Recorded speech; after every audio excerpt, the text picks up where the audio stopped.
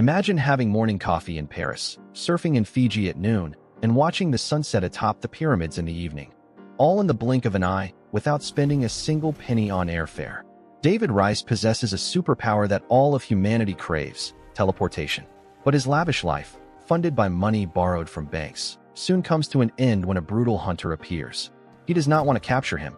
He wants to destroy him. The breathless pursuit across space between the fugitive and the secret Paladin society officially begins. The story begins with David Rice, a teenager living a simple life in a remote rural area. He frequently chats with Millie, a classmate whom he has secretly loved for a long time.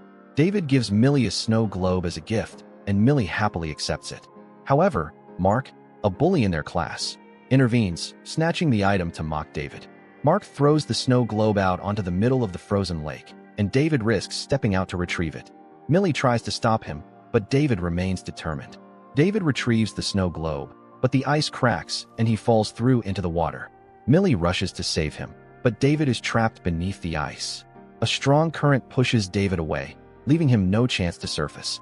Suddenly, he finds himself right in the middle of a public library. David is extremely disoriented, bewildered, and astonished, but he still manages to walk out of the library without arousing suspicion. David returns home, and his father, William, complains about him coming home late. David lives alone with his father because his mother left when he was a child. William demands to know where David has been, but he does not answer. He becomes angry and chases David into his bedroom. David locks the door, but William tries to break it down to get in. Just as William bursts in, David disappears and finds himself at the library once again. David realizes that this newfound ability might be the key to a brighter life.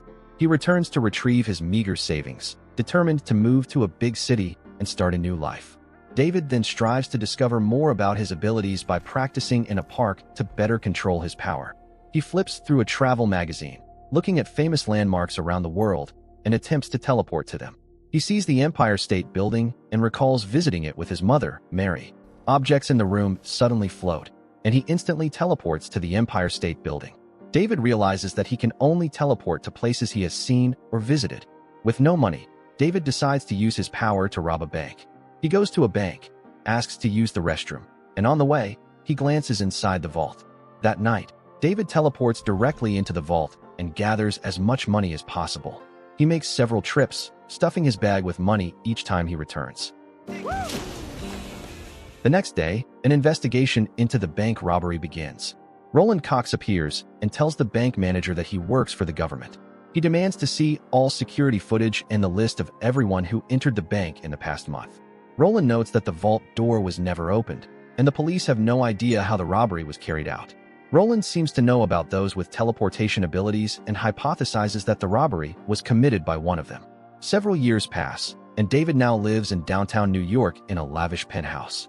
David lives like royalty, having everything he needs and doing whatever he likes. His home is covered with pictures of world landmarks, and he even possesses a secret room filled with currency from various countries. Later, David teleports to a pub in London and notices a gorgeous woman.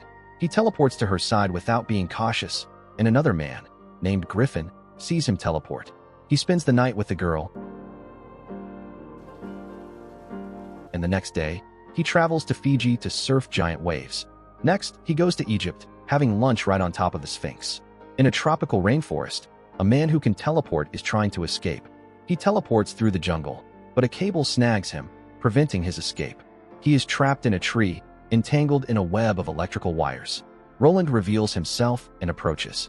The teleporter asks why Roland is doing this, and Roland replies that those with teleportation abilities are abominations that need to be eliminated. He then stabs the man to death. Roland receives a phone call regarding the bank robbery that occurred several years ago. David returns to his apartment in New York and finds Roland there. Roland tells David that he is investigating a bank robbery, though he is not a police officer. David asks Roland to leave immediately, but Roland pulls out a stun baton and attacks David. David tries to teleport, but only manages to move a few meters. Roland rushes forward, shocks David again, and throws him over the railing. Roland fires a cable, attaching his device to David. Roland secures the other end to the floor, anchoring David so he cannot teleport too far. Cornered, David attempts to escape. He teleports into the secret room within the wall and severs the cable. David hastily grabs a few bags of money and disappears. He reappears at his father's old house. William hears a noise and runs over. William begs David to stay, saying he isn't sure if he is crazy because of his son's disappearance years ago. David replies that he is not crazy, then quickly disappears again. The next day, David goes to find Millie and finds her working at a local bar. He encounters his childhood bully, Mark, and they get into a fight. As a result, David teleports Mark into a bank vault and leaves him there. David returns to Millie, and the two have a heart-to-heart conversation.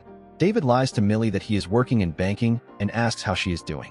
Millie says she still longs to travel the world, and David invites her to go to Rome with him. Millie is overjoyed and accepts immediately. Behind them, Griffin is secretly watching. A few hours later, David and Millie are in Rome, visiting the Colosseum. Meanwhile, Roland poses as a CIA agent to access Mark, who is in police custody for appearing inside the bank vault. He interrogates Mark about what happened, and Roland gathers information about Millie as well as her recent arrival in Rome. In Rome, David and Millie are in an apartment, discussing life. They share romantic moments and exchange a passionate kiss. Later that day, David sneaks Millie into the closed Colosseum to explore, avoiding the guards. David separates from Millie to open a locked door and encounters Griffin. Griffin reveals that he is also a teleporter. He calls people like them jumpers. Griffin mocks David's carefree lifestyle and warns that an organization called the Paladins is determined to kill all jumpers. As soon as he stops speaking, two Paladins appear. The Paladins draw their stun batons, and a battle erupts. David tries to run, but is snagged by an electric cable. His teleportation ability is disabled again. Griffin rushes into combat with the two Paladins and quickly overwhelms them. He takes down both pursuers and tells David that he has been killing Paladins for a long time. Griffin then teleports back to his secret lair. David sees a remnant, called a jump scar, from Griffin's jump and jumps through it. Griffin chases David away, and David returns to Millie. David leads Millie out of the Colosseum, but Millie demands an explanation. Before David can say anything, the police rush in to arrest him for trespassing at the monument. At the police station, David is interrogated but insists he is just a tourist who accidentally broke the rules. The police leave David to wait for a representative from the American embassy.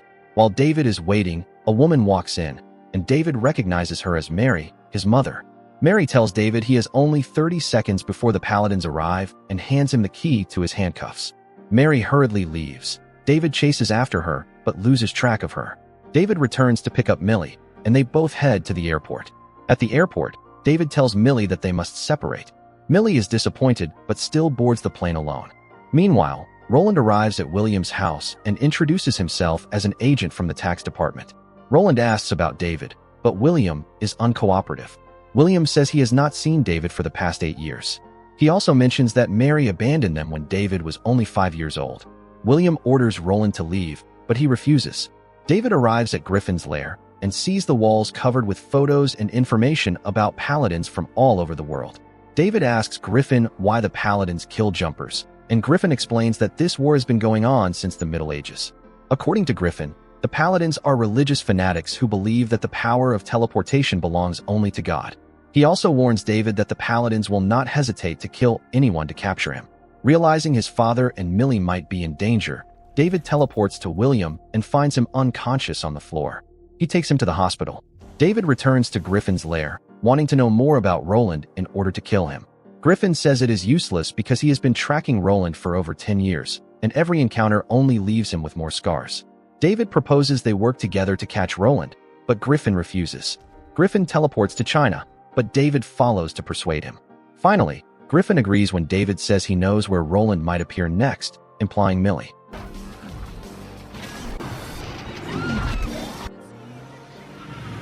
They split up. David goes to pick up Millie while Griffin returns to the lair to prepare weapons. David arrives at Millie's apartment. Millie is surprised to see David, but says she does not want to be involved with him anymore. Millie orders David to leave, but David hears Roland and his accomplices approaching. With no other choice, David has to tell the truth, revealing that he is a jumper.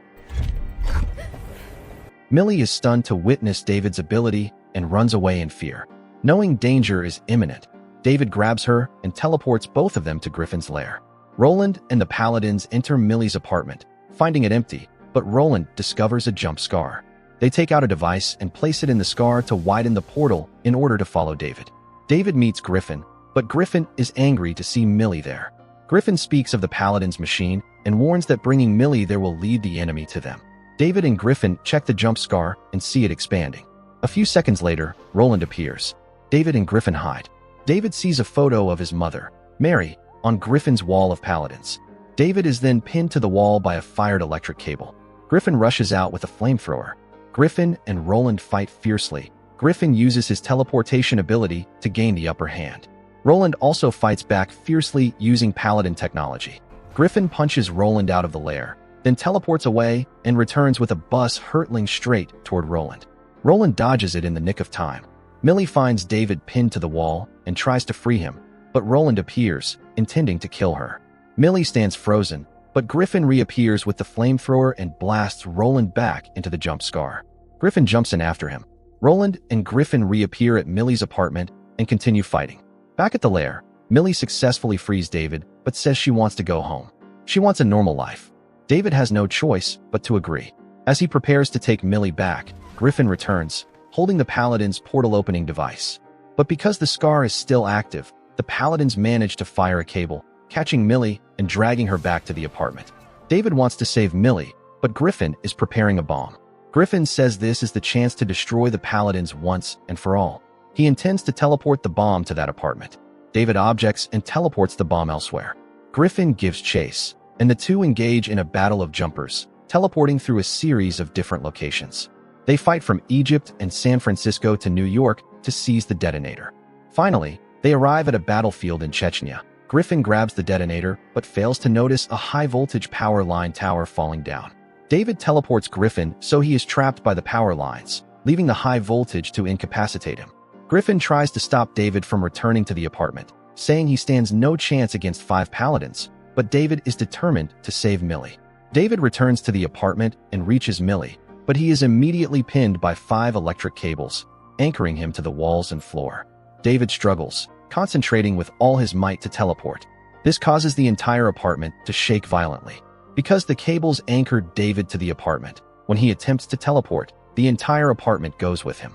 He screams, and the walls crack. Finally, with extraordinary effort, David teleports the entire apartment to the middle of the lake where he first discovered his ability. The Paladins are neutralized, with some falling into the water, and David then teleports the apartment back to the library. David regains consciousness and sees that Roland is still alive. David teleports Roland and leaves him on a cliff in the Grand Canyon, sparing his life as a warning. Sometime later, David visits his mother's house. Sophie, David's half-sister, opens the door. David and Mary finally talk. Mary explains that she is also a Paladin. When David first teleported at the age of 5, Mary had to make the painful decision to leave in order to protect him from her own organization. Now that they have reunited, David asks what will happen. Mary says she will give him a head start to run away. David returns to Millie, who is waiting outside. The two hold hands, smile, and teleport away together. The movie ends. Goodbye and see you again.